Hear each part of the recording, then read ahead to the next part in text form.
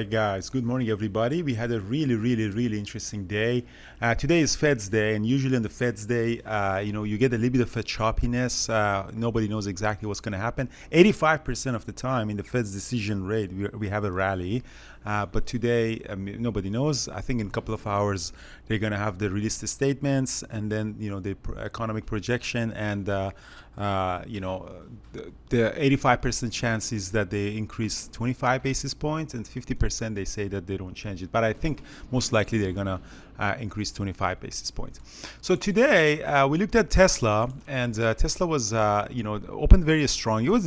Tesla had a very crazy day yesterday, so ran up from 188 all the way up to 197, and today everybody was expecting to go up to 200, myself included. In the pre-market, went up all the way up to 200. At the opened the strong. I saw a very huge ask. I actually took the screenshot. Let me actually show it to you right at the open here. I'll bring it here. So as you see, I see a very huge ask at 200. But unfortunately, I didn't take that trade. No, actually, not unfortunately.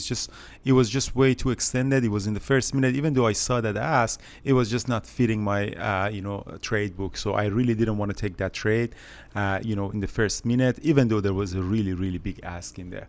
However, having said that, did pop up quickly above 200 to 266, and then collapsed and came down. And then I shorted that. And I shorted that. I said, okay, now that we failed the 200, we're going to short it below the VWAP. Came down to 198, and it came back up. My original stop loss was above the VWAP, but because it just really squeezed really nicely here, I was really telling that myself that, okay, this is not going to really go down. I got to stop that with a little bit of a loss here. It wasn't a break even, it was a little bit of a loss. And then I flipped my position with Brian here for long, and we were thinking that, okay, now we squeezed above the VWAP, now we're going to go break the 200. It came up, I added more, and then I was really getting to make a huge profit on it for the break of 200, and if it didn't, it came down, and I got to stop out really bad on that. So that was a very bad loss, unfortunately.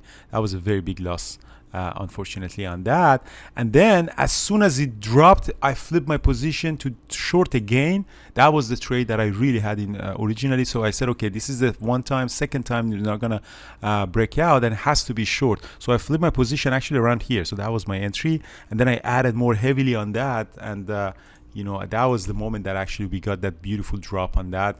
The bids were stacking lower and lower. I think I have a couple of pictures as well on the bid. Do I have?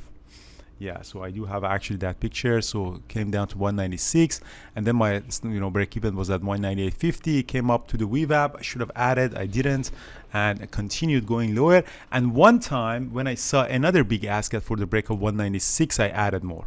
So another break of 196 here, that was around this time that I added more to my shares for the quick breakdown, for the quick scalp. And as you see, it did came down a little bit of 196 and then bounced back, and I got stopped out completely at the VWAP.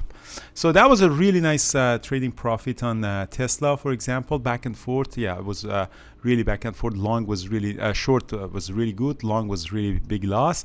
And now we're gonna go to AMD. So AMD was a very crazy price action at the open. So from all the markets, the indexes, AMD was really nice in trading, very nice. So it was a very nice 5-minute opening range breakup. I didn't unfortunately take that trade. It was a lot of people in the chat room took that very beautiful 5-minute opening range breakup. I just scalped it for the break of 97 with seeing a huge ask. But I wasn't really patient enough because I was trading Tesla on that as well. So I went just quickly scalped it. I got out, and then really nice pullback bounce to the VWAP. I went heavy at 96.84. Brian also came here. Very nice pop up all the way up to 99. So we went all the way up to 199. I added more for the break of 199. It really didn't work out, and I got out completely on that trade. So that was a trade that I did on AMD on the long side, and this is where I got stopped out completely on that. So there was one small scalp. This is a really big trade, and then this one which adds really didn't work out. And then I made some hotkey mistakes here that I messed around. We have to look around.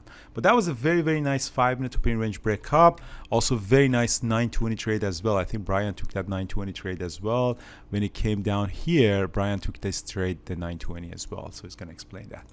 All right, Brian, how was your trading day? Yeah, no, it was good. I mean, I tried trading Tesla with you at the Open. It was just a little choppy. Didn't really work out, but we started watching AMD, and that's basically, we got that nice little ABCD pullback to the VWAP, and you and I both took that pretty much. Saw the same trade, took it long, just under 97, and rode it all the way up to 99. It was nice, nice trade. Pretty Yeah, happy so with that welcome day. back, Brian. We really missed you. Yeah. And then there was a trade that I want to share. Thor, the legend himself, he did the trade. The point of control R4, he shorted that. He trades based on the pivot. You know, if you don't know how he trades, I recommend read his book on Amazon at R498. He shorted that. He gave a wide stop to 99, and then his first partial here is at 96.87, and he's probably expecting go to 296 as well. So that was a really, really, really, really nice short that he did. So again, if his stop loss, if R is here, and look at his first target is 2R or something around that R. So that's a very good risk to reward trade that he did. So you don't have to really scalp it like me. You can trade like Thor as well with giving a very large target. So someone question about the level 2. So for example, Apple, I want to show you something about Apple. Somebody mentioned that there is a huge ask at 160 right at the open, you know, around here at 159.60. So these level 2 signals are good, but you shouldn't make all of your decisions just based on this level 2, because a lot of time you see the level 2 signal, but the price action is the king. The price action is the one that tells you when to enter and exit. So for example, Apple went all the way up to 159 and eventually came back up, and yes, it did break 160. But you know, you can't just by seeing something in the level 2 and just make a decision completely based on that, just by looking at level 2 alone. So that's why it's very important to have VWAP and other indicators on your chart as well to make a decision. So again, level 2 is only one indicator. It's not really the the fortune telling ball that you see everything in there. You make a decision based on that.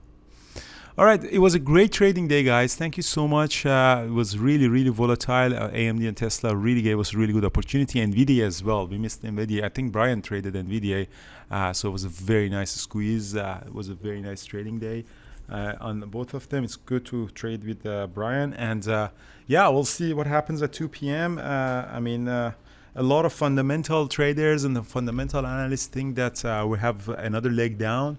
But market doesn't seem that it wants to go much lower. Every dip is being bought back up, but you know, there is still we have a credit crisis going on with the banks, and also we have the high inflation. So it's a very weird environment, probably never seen in history like that.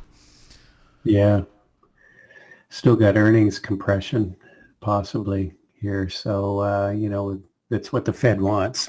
They want higher unemployment, and they want to push us closer to recession, but not tip us over there. So it's going to be interesting times. Yeah, so I had the webinar about trade management and stop loss, guys. It's going to post it in Education Center. And if you're not a member, we appreciate you guys, joining us. We actually opened up all of our basic educations for free for anyone who's available, who's interested. You can just watch all of our basic material for free. And if you're interested in the chat room, we'd love to have you guys. Thank you so much, YouTube. Give us a thumbs up, and looking forward to trade next to you guys.